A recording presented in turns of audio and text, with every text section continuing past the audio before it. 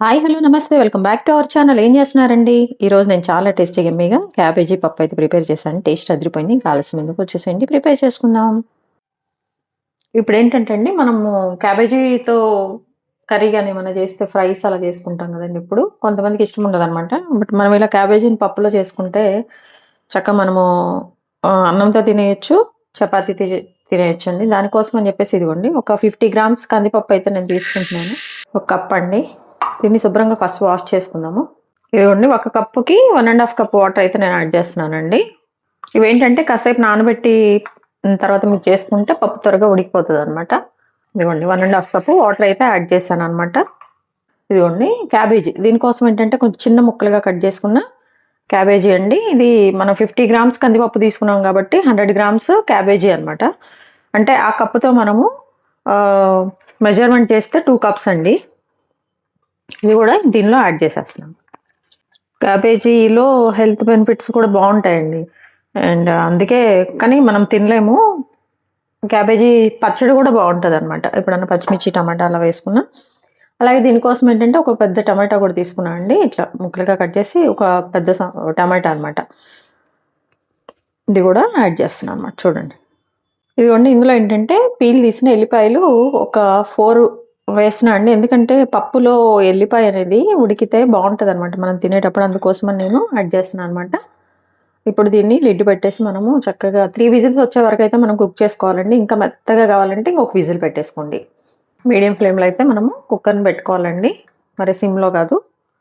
3 to 4 whistles అనమాట. ఇవన్నీ ఇట్లా 3 విజిల్స్ అనమాట. 3 విజిల్స్ అయిపోయాక స్టవ్ ఆఫ్ చేసుకోవాలండి. ప్రెషర్ అంతా పోయాక మనం మిగిలిన యాడ్ చేసుకోవాలన్నమాట. ఇదిగోండి ప్రెషర్ అంతా పోయాక తీసాను.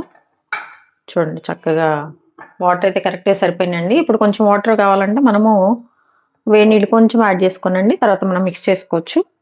ఇప్పుడు దీనిలో ఏంటంటే కొంచెం పసుపు యాడ్ చేసుకోవాలి. ఒక 1/2 టేబుల్ స్పూన్ అట్లా అండి పసుపు. అలాగే కారం, 1 టేబుల్ స్పూన్ కారం అండి. ఇదిగోండి 1 టేబుల్ స్పూన్ కారం అనమాట. ఇదిగోండి అలాగే నేను ముందుగానే చింతపండుని ఇట్లా గుజ్జులాగా చేసుకున్నా అండి. ఇది ఒక 2 టేబుల్ స్పూన్స్ అనమాట. అంటే ఒక చిన్న నిమ్మకాయ అంతా చింతపండు అండి. ఇది కూడా వేస్తున్నాను. ఒకవేళ మీకు చింతపండు ఇష్టం లేకపోతే కొంచెం టమాటాలు ఎక్కువ వేసి చేసేసుకోండి. ఇప్పుడు దీన్ని మనము మెదుపుకోవాలండి. ఇదిగోండి మ్యాషర్ ఉంటే మ్యాషర్, లేకపోతే లేదంటే ఇట్లా పప్పు గుత్తితో అయినా మంచిగా మనము దీన్ని మెదిపేసుకోవాలి. ఇదిగోండి రుచికి సరిపడినంత ఉప్పు అనమాట. నేనైతే 1 టేబుల్ స్పూన్ వేస్తున్నానండి. ఒకవేళ తక్కువైతే మళ్ళీ మనము వేసుకుందాం. ఇదైతే సరిపోతుంది అనుకుంటున్నాను. మీ టేస్ట్ సరిపడినంత ఉప్పు అయితే మీరు వేసేసుకొని మిక్స్ చేసేసుకోండి. ఇదిగోండి చెప్పా కదండి, దీనికి వాటర్ కావాలంటే కొంచెము వాటర్ మనము వేడి చేసి యాడ్ చేసుకోవచ్చు, లేదంటే మామూలుగానండి. ఇప్పుడు దీన్ని పక్కన పెట్టేద్దాం, తర్వాత ప్రాసెస్ చూపిస్తాం. ఇదిగోండి ఇప్పుడు మన పప్పుని తాలింపు పెట్టేసుకుంటున్నాం అనమాట. ఇందులో ఏంటంటే స్టవ్ ఆన్ చేసేసి గిన్నె పెట్టేసండి. మన పోపుకి సరిపోయేంత ఆయిల్ అయితే మనం వేసుకోవాలి. కొంచెం 1 టేబుల్ స్పూన్ అట్లా వేసేసాను నేను. ఇదిగోండి ఆవాలు వేసేస్తున్నాను పోపుకి. అలాగే జీలకర్ర అండి వేసేసాక కొంచెం క్రష్ చేసుకున్న 3 ఎల్లిపాయలండి, కరివేపాకు, అలాగే ఎండుమిర్చి. ఇదిగోండి తాలింపు అంతా వేగిన తర్వాత ఇందులో మనం ఏంటంటే పచ్చిమిర్చి 2 అండి, ఇట్లా కట్ చేసిన పచ్చిమిర్చి వేసేస్తున్నాను. అలాగే ఆనియన్ అండి, ఒకటి మీడియం సైజ్ ఆనియన్ చిన్న చిన్న ముక్కలుగా కట్ చేసండి. ఈ తాలింపులో ఏంటంటే ఇంగువ ఉంటే ఇంగువ యాడ్ చేసుకోండి. నా దగ్గర ఇంగువ కొంచెం లేదనమాట, అందుకోసం నేను వేయట్లేదు. ఇంగువ వేసుకుంటే ఇంకొంచెం మంచి టేస్ట్ వస్తుందండి. ఇప్పుడు వీటిని మనం మంచిగా వేయించేసుకోవాలి. ఉప్పు ఒకసారి చెక్ చేసుకున్నారండి, చెక్ చేసుకోండి. చెక్ చేసుకున్నాక మీరు ఇలా పోపు పెట్టుకోవచ్చు అనమాట. ఇంతే అండి, చాలా సింపుల్ క్యాబేజీ పప్పు. టేస్ట్ అయితే అదిరిపోతుందండి. దేనిలోకైనా తప్పకుండా ట్రై చేయండి. చక్కగా పప్పులో మనకి పచ్చిమిర్చి తగులుతూ ఉంటాయి, ఎల్లిపాయ తగులుతుంది, ఈ ఆనియన్స్ ఇవి అనమాట. కొంచెం కలర్ చేంజ్ అయ్యాక మనము పప్పుని యాడ్ చేసేద్దాం. ఇదిగోండి ఇప్పుడు మనం ముందుగా పప్పుని చక్కగా వెనిపేసుకొని పక్కన పెట్టుకున్నాం కదా, అది యాడ్ చేసేయాలన్నమాట. యాడ్ చేశాక ఒకసారి మనం మిక్స్ చేసుకోవాలండి. తాలింపు ఈ పప్పు అంతా కూడా. ఆహా చూసారా ఎంత ఎమ్మీగా అదిరిపోయే క్యాబేజీ పప్పు రెడీ అయిపోయింది.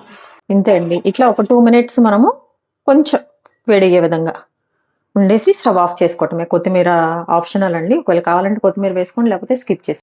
ఇదిగోండి చూసారా కొంచెం కొత్తిమీర వేసేస్తున్నాను. కలిపేసి ఒకసారి స్టవ్ ఆఫ్ చేసుకోవటమే. కొంతమంది పప్పు తాలింపు వేసాక మరగనివ్వరండి, అంటే మీరు వేడిగా ఉన్నవారు అనమాట. తాలింపు వేయగానే స్టవ్ ఆఫ్ చేసుకుంటారు. నేనైతే అట్లే తాలింపు వేయగానే స్టవ్ ఆఫ్ చేస్తాను అనమాట. పప్పుచారు అయితే మరిగిస్తా అండి. సో అయిపోయింది, ఇంకా స్టవ్ ఆఫ్ చేసుకుందాం. ఇగోండి ఇప్పుడు మన క్యాబేజీ పప్పుకి చక్కగా వడియాలన్నమాట వేయించుతున్నాను. ఇంట్లో పెట్టినాయండి, మమ్మీ పెట్టించిన వడియాలన్నమాట, హోమ్ మేడ్ వడియాలు. వీటిని కూడా మనము చక్కగా వేయించేసుకుందాం. ఇదిగోండి ఫస్ట్ నేను బియ్యము సగ్గుబియ్యం మిక్స్ అయిన వడియాలు వేయించేస్తున్నాను అనమాట. దీనికోసం ఇదిగోండి ఆయిల్ ఫ్రై అయ్యాక మనం వేసుకోవాలి. ఇట్లా అండి, మరి మాడకూడదు అనమాట, కొంచెం ఇట్లా వేయించేసుకుంటూ ఇవి ఒక బౌల్లో పెట్టేద్దాం, మిగిలిన మళ్ళీ వేసుకో. ఇదిగోండి ఇవేంటంటే ఆనియన్ అనమాట, ఆనియన్ వడియాలన్నమాట. అంటే ఉల్లిపాయతో చేస్తారండి, బాగుంటాయి, టేస్ట్ అయితే అదిరిపోతుంది. అవి చూడండి, ఇవి కొద్దిగా కలరు వేరే కలర్లో ఉంటాయండి, కానీ బాగుంటాయి అన్నమాట, డిఫరెంట్ టేస్ట్ బాగుంటాయండి ఇవైతే. పప్పుకి ఏదన్నా సైడ్ డిష్ ఆమ్లెట్ అట్లా కాకుండా, బయట అప్పడాలు కాకుండా ఇంట్లో ఉన్న వేయించుకొని తింటా మధ్య భలే వస్తుందండి. తట్టు ఈ వింటర్ సీజన్లో అప్పుడప్పుడు వేడిగా వేయించేసుకుంటా, అబ్బా చక్కగా ఏదన్నా చట్నీతో అయినా మనం ఎంజాయ్ చేయొచ్చు అనమాట. చూసారండి ఇట్లా. ఇప్పుడు ఏంటంటే అండి ఇందులో మన మినప వడియాలన్నమాట. మినప వడియాలండి త్వరగా ఫ్రై అయిపోతాయి అనమాట, ఊరికి అట్లా వేసి తీయటమే. కొంచెం రెడ్గా వస్తాయండి, అట్లా రావాలన్నమాట. ఎందుకంటే మినపది కదా, కొంచెం వేగాలి, వేగపోతే అస్సలు బాగుండదు అనమాట. అందుకోసం అని చెప్పేసి ఏదో వెంటనే అయిపోతాయండి, మాడితే బాగుండవు అనమాట. వీటిని కూడా మనము తీసేసుకోవాలి. నెక్స్ట్ ఇంక ఫైనల్గా అండి గుమ్మడికాయ వడియాలు. చాలా హెల్దీ కదండి గుమ్మడికాయ, నాకు చాలా ఇష్టమైనవి అనమాట ఈ గుమ్మడికాయ వడియాలు. సో ఇవి కూడా ఇవి వేగుతుంటేనే ఆ స్మెల్ అరోమా భలే ఉంటుందండి. ఇవన్నీ హెల్దీనండి, మినపవి, అలాగే గుమ్మడికాయ, అలాగే సగ్గుబియ్యమను రైస్తో చేసినాయి కదా, బాగుంటాయండి. ఇవి ఇలా విడిగా తినేసిన భలే ఉంటాయండి గుమ్మడికాయ వడియాలను, మినప వడియాలు. ఇట్లా అయిపోయినాయండి, చక్కగా వీటిని ఒక గిన్నెలో పెట్టేస్తుంది. చూసారండి క్యాబేజీ పప్పు అనమాట. క్యాబేజీ అనగానే ఎవరు తినరు కదా, ఇలా పప్పు చేసి పెట్టామంటే చక్కగా మనం రైస్తో కానీ రోటీ దేనితైనా తినేయొచ్చండి.